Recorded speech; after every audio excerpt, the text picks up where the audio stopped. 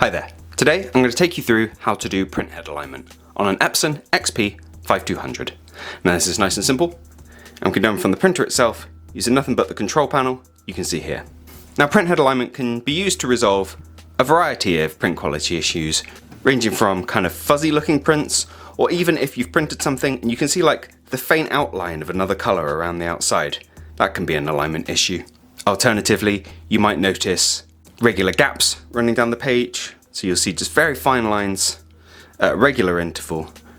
So if you've got something that sounds like that, you might want to be doing an alignment.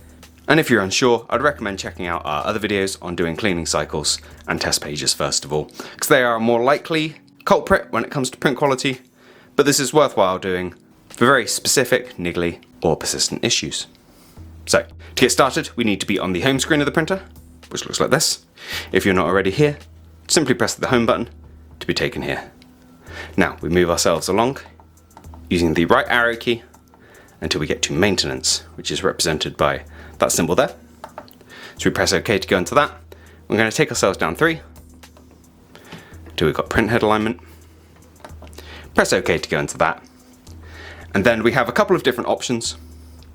I'll take you through them both, but the vertical alignment is best used for those fuzzy looking prints, or if you've got that colour around the outside that I mentioned earlier, and the horizontal alignment is for those regular persistent fine lines. Regardless of which one you think you need, I'll make sure I pop time codes down below so you can hop around if needed. But let's start with vertical alignment. Now your printer will need to print off a couple sheets to do this, so make sure you've got some paper in there. Just click through like I've done there. Now if we give the printer a minute, it'll spit out a sheet that looks like this. And as you can see, we've got a whole series of blocks broken down into numbers from 1 to 6. And what we're basically doing is looking for the best result on each of these lines. Now in this alignment setting, the problem will manifest as fine lines running vertically like that. So the best result I can see is close. It's between 1 and 2. I think 1 just takes it, as to me the lines on 2 look a little bit more distinct. So we indicate this to the printer using the plus and minus keys found at the top here. I'm going to take that down to option 1, and then we press OK to proceed to the next one, and we'll repeat that for 2. Now it's a different colour, but it's the same deal. We're just looking for the best option, and again it's pretty close, but it's between 2 and 3, and I think 2 just takes it. So press minus twice to get to 2, press OK, and then we just repeat this for the other 4 options. I'll speed through this and I won't bore you any more than I do as standard. And then we press OK to print the second page. And it's a similar job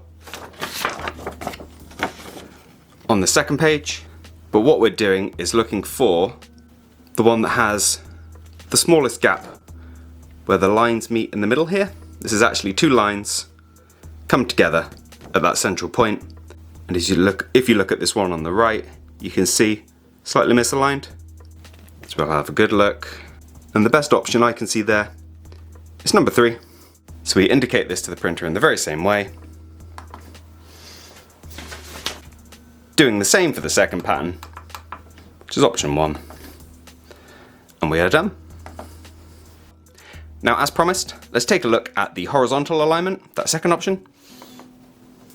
So we'll press down and OK to go into that. Now we just wait for the printer to spit out a page. And on this page, we have 2 blocks on top of each other, and we're looking for the one where they are just touching, rather than where they're overlapping, as demonstrated on the left here, and giving us that more distinct line. We want them so they're just in contact. So let's have a look.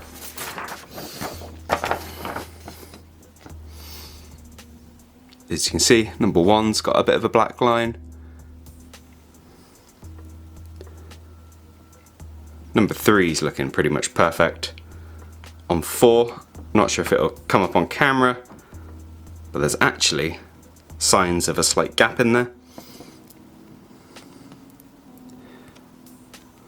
5's pretty good, little gap on 6, and a very noticeable gap on 7 there. Look at that. So that's between 3 and 5 to me, and I think 5 just takes it. So we need to indicate this to the printer, which we do using the plus and minus arrows on the right here.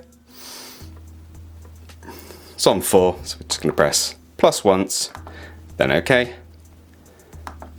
and we're done. It's a much shorter process than that vertical alignment, and I hope it's helped. If it has, let me know with a like. If there's anything else you'd like to add, drop it down in those comments. Otherwise, thank you for taking the time to watch this video, and I'll see you in the next one. Take care. Bye bye.